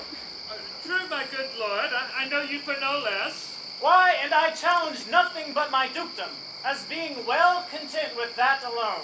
But when the fox hath once got in his nose, he'll soon find means to make the body follow. Why, Master Mayor, why stand you in a doubt? Open the gates. We are King Henry's friends. I say you so. The gate shall then be open. A wise, stout captain, and soon persuaded. The good mayor would fain that all were well, so 'twere not long of him. But being entered, I doubt not, but I shall soon persuade both him and his brothers unto reason.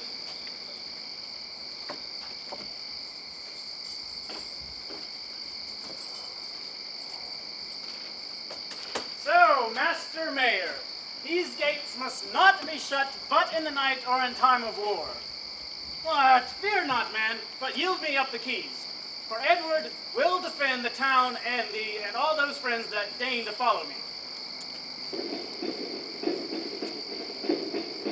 Brother, this is Sir John Montgomery, our trusty friend, unless I be deceived.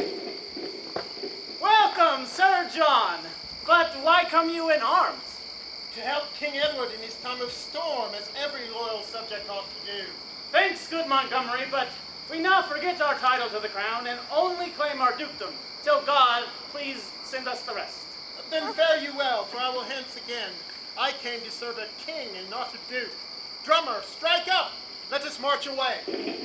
Nay, stay, Sir John, a while, and we'll debate by what safe means the crown may be recovered. What talk you of debating? In few words, if you'll not here proclaim yourself our king, I'll leave you to your fortune and be gone, to keep them back that come to succor you. Why shall we fight if you pretend no title? Why, brother? Wherefore stand you on nice points? When we grow stronger, then we'll make our claim. Till then, 'tis wisdom to conceal our meaning. Away with scrupulous wit! Now arms must rule! And fearless minds climb soonest unto crowns. Brother, we will proclaim you out of hand. The bruit thereof will bring you many friends. Then be it as you will, for 'tis my right, and Henry but usurps the diadem. Aye, now a sovereign speaks like himself, and now I will be Edward's champion. Sound trumpet! Edward shall be proclaimed. Come, fellow soldier, make thou proclamation.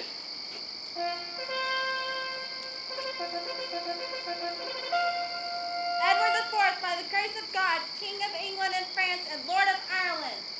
and whoever so gainsays King Edward the right, by this I challenge him to single fight. Long live Edward the Fourth! Thanks, brave Montgomery, and thanks unto you all. If fortune serves me, I'll requite this kindness. Now, for this night, let's harbor here in York, and when the morning sun shall raise his car above the border of that horizon, we'll forward towards Warwick and his mates. For well I wot that Henry is no soldier. Ah, forward, Clarence! How evil it seems thee to flatter Henry and forsake thy brother! Yet, as we may, we'll meet both thee and Warwick. Come on, brave soldiers, doubt not the day, and that, once gotten, doubt not of large pay. Aha!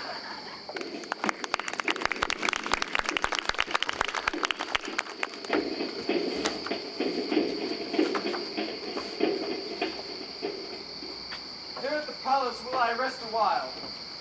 Cousin of Exeter, what thinks your lordship? Methinks the power that Edward hath in field should not be able to encounter mine.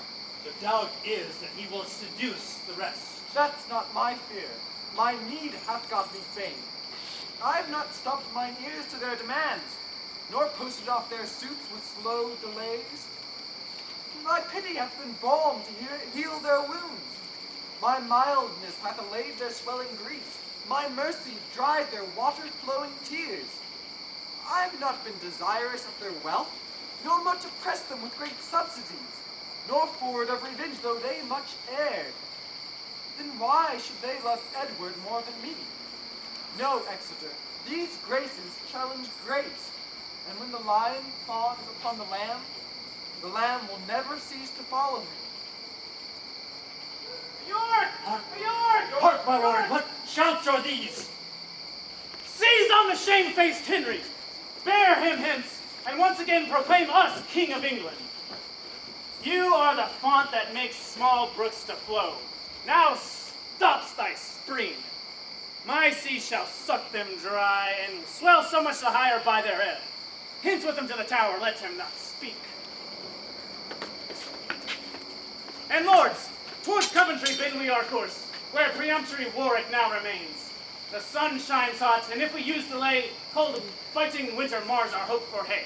Away up betimes, before his forces join, and take the great-grown traitor unawares. Brave warriors, march amain towards Coventry!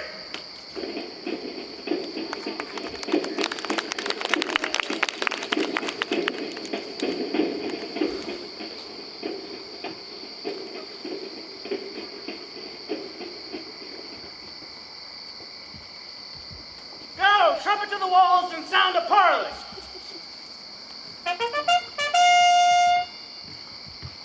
Huh.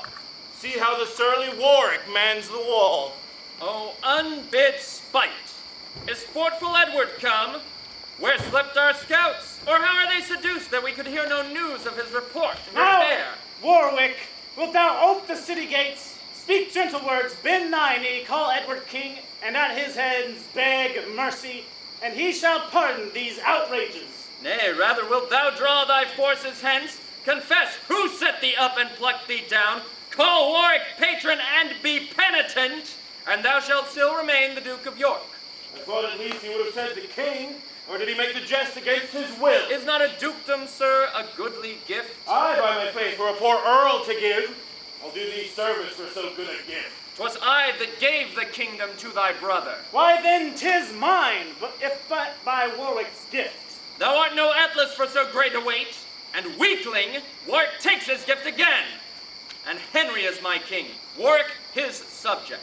But Warwick's king is Edward's prisoner. Come, Warwick, take the time. Kneel down. Kneel down, nay, wait. Strike now, or else the iron cool. I had rather chop this hand off at a blow, and with the other fling it at thy face, than bear so low a sail to strike to thee. Sail how thou canst, have wind and tide thy friend. This hand, fast wound about thy coal black hair, shall while thy head is warm and new cut off, right in the dust is sentenced with thy blood. Wind changing Warwick can now change no more.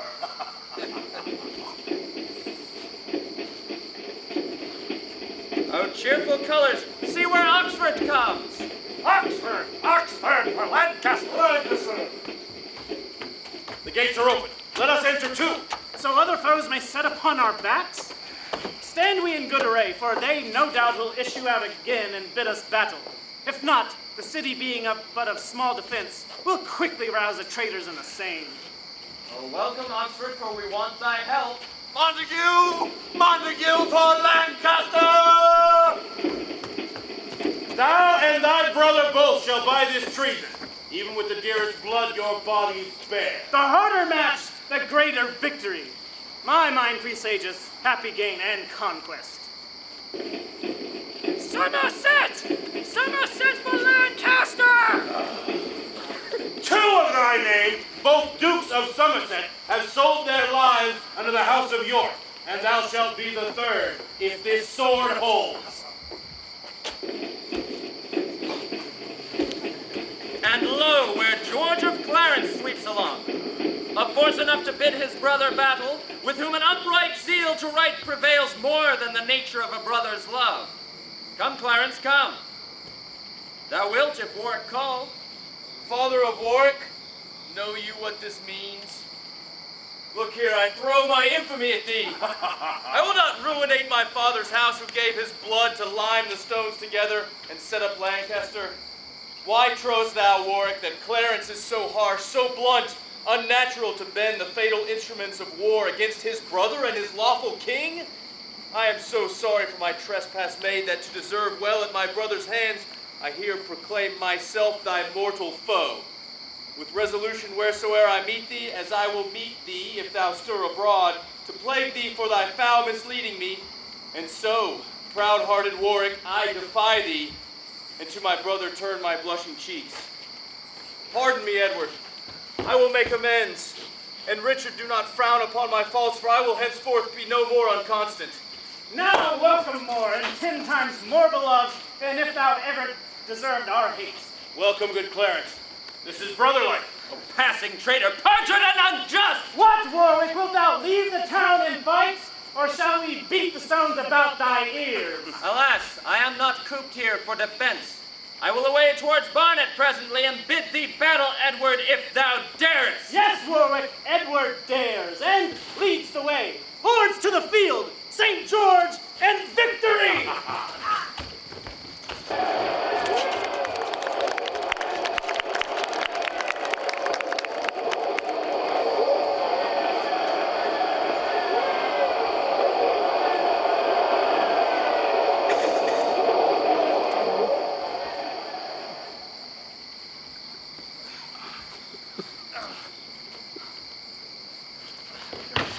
So lie there, and die thou, and die our fear. For Warwick was a bug that feared us all. Now, Montague, sit fast, I seek for thee, that Warwick's bones may keep thine company.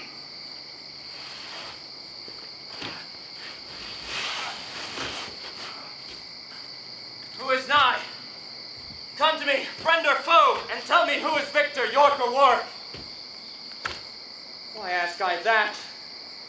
My mangled body shows my blood.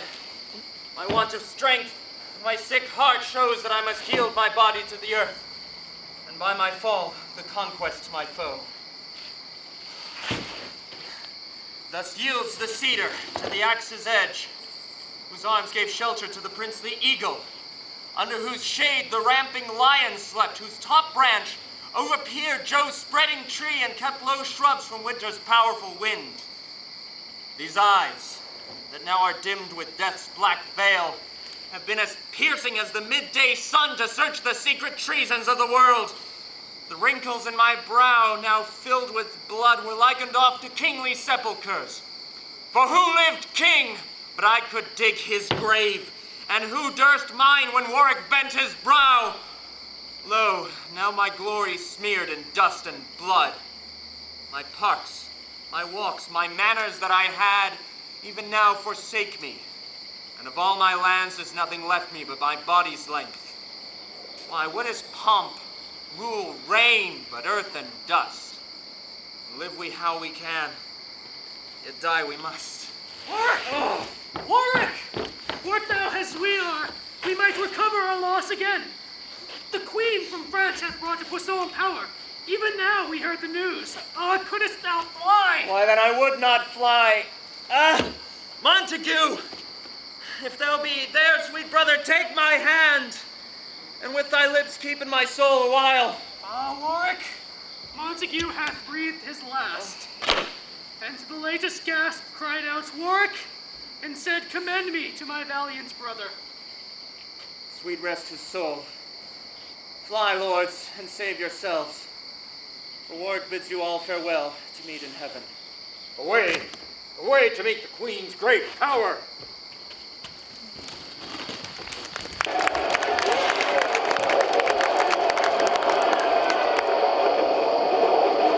Brave followers, yonder stands the thorny wood, which, by the heavens' assistance and your strength, must by the roots be hewn up ere night. I need not add more fuel to your fire, but for well I wot ye blaze to burn them out. Give signal to the fight, and to it, lords! Lords, knights, and gentlemen, what I should say, my tears gainsay. For every word I speak, ye see, I drink the water of mine eyes. Therefore no more but this. Henry, your sovereign, is prisoner to the foe. His state usurped, his realm a slaughterhouse, his subjects slain, his statutes cancelled, and his treasure spent. Yonder is the wolf that makes this spoil. You fight injustice. Then, in God's name, lords, be valiant and give signal to the fight!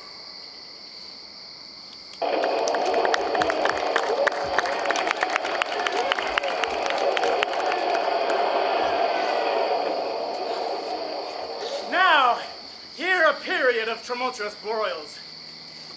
Away with Oxford to Haynes Castle straight, for Somerset off with his guilty head.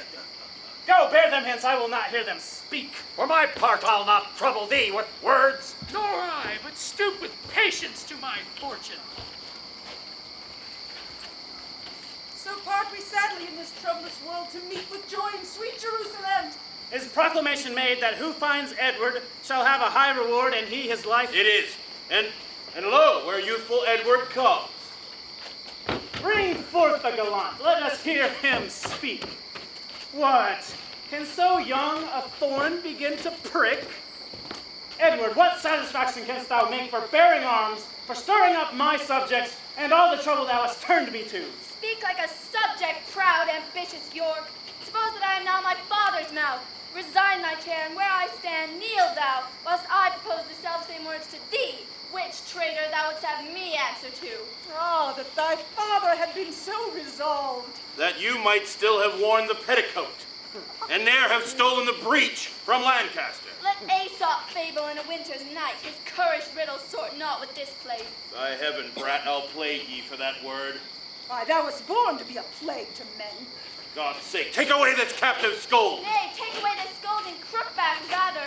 Peace, willful boy, or I will charm your tongue. Untutored lad, thou art too malapert. I know my duty. You are all undutiful. Lascivious Edward, and now perjure George, and now misshapen Dick. I tell ye all, I and your better traitors as ye are, and now usurped my father's right and mine. Take that, thou likeness of this railer here. Sprawl'st thou? Take that to end thy agony. And there for twitting me with perjury. Don't kill me too. Marry and shall. Hold, Richard. Hold, for we have done too much. What? Should she live to fill the world with words? What? Does she swoon? Use means for her recovery. Clarence, excuse me to the king, my brother. I'll hence to London on a serious matter. Ere you come there, be sure to hear some news. What? The tower. The tower. Oh, Ned, sweet Ned, speak to thy mother, boy. Canst thou not speak? Oh, traitors, murderers! They that stand scab Caesar shed no blood at all, did not offend, nor were not worthy blame, if this foul deed were by to equal it. He was a man, this in respect a child. And men ne'er spend their fury on a child. What's worse than murderer that I may name it? No, no, my heart will burst. And if I speak, and I will speak, that so my heart may burst. Butchers and villains, bloody cannibals! How sweet a plant have you untimely cropped. You have no children, butchers. If you had, the thought of them would have stirred up remorse. But if you ever chance to have a child, look in his youth to have him so cut off. As deaf men, you have rid this sweet young prince. Away with her, go, bear her hence perforce. Nay, never bear me hence. Dispatch me here. Here, sheathe thy sword. I'll pardon thee my death. What? Wilt thou not?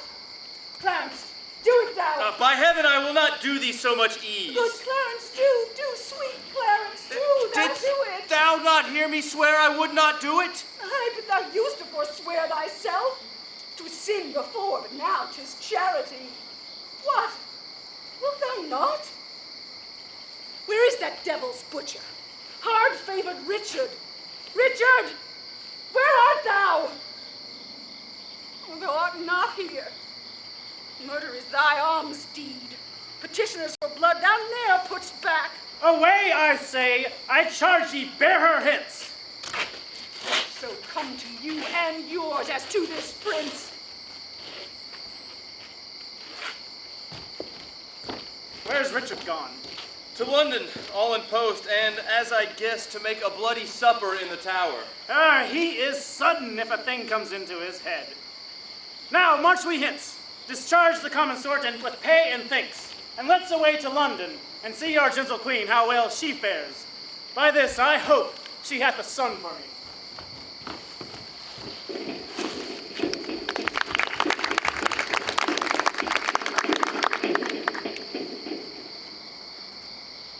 Good day, my lord. What, at your book so hard? Aye, my good lord. My lord, I should say rather. 'Tis sin to flatter. Good was a little better. Good Gloucester and good devil were alike, and both preposterous. Therefore not good lord. Sirrah, leave us to ourselves. We must confer. So flies the reckless shepherd from the wolf. So first the harmless sheep doth yield his fleece, and next his throat unto the butcher's knife. What scene of death hath Henry now to act? Thinkst thou I am an executioner? A persecutor I am sure thou art. If murdering innocents be executing, why then thou art an executioner. Thy son I killed for his presumption. Hadst thou been killed when first thou didst presume, thou hadst not lived to kill a son of mine. And thus I prophesy that many a thousand that now mistrust no parcel of my fear, and many an old man sigh, and many a widow's, and many an orphan's water-standing eye. Men for their sons, wives for their husbands, and orphans for their parents' timeless death, shall rue the hour that ever thou wast born. The owl shrieked at thy birth. An evil sign. The night crow cried a boding luckless time. Dogs howled and hideous tempest shook down trees. The raven rooked her on the chimney's top, and chattering pies and dismal discord sung. My mother felt more than a mother's pain, and yet brought forth less than a mother's hope, to wit, an indigested and deformed lump, not like a fruit of such a goodly tree. Teeth hadst thou in thy head when thou wast born, to signify thou camest to bite the world. And if the rest be true which I have heard, thou camest... I'll hear no more. Die, prophet, in thy speech. For this amongst the rest was I ordained. Aye, and for much more slaughter after this. God forgive my sins and pardon thee. What? Will the aspiring blood of Lancaster sink in the ground? I thought it would have mounted. Oh. See how my sword weeps for the poor king's death. Oh, may such purple tears be always shed for those that wish the downfall of our house. If any spark of life be yet remaining, down to hell, and say, I sent thee thither!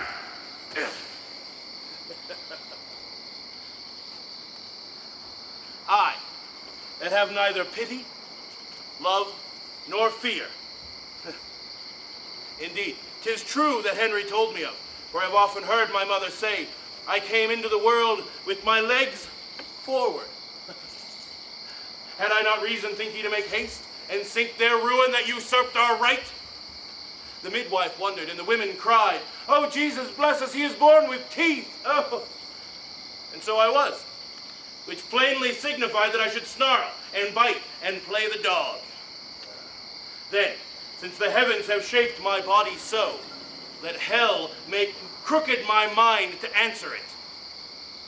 I have no brother. I am like no brother. And this word love, which graybeards call divine, be resident in men like one another and not in me. I am myself alone. Clarence, beware. Thou keepst me from the light. But I will sort a pitchy day for thee, where I will buzz abroad such prophecies that Edward shall be rueful of his life, and then to purge his fear, I'll be thy death. King Henry and the prince, his son, are gone. Clarence, thy turn is next, and then the rest, counting myself but bad, till I be best.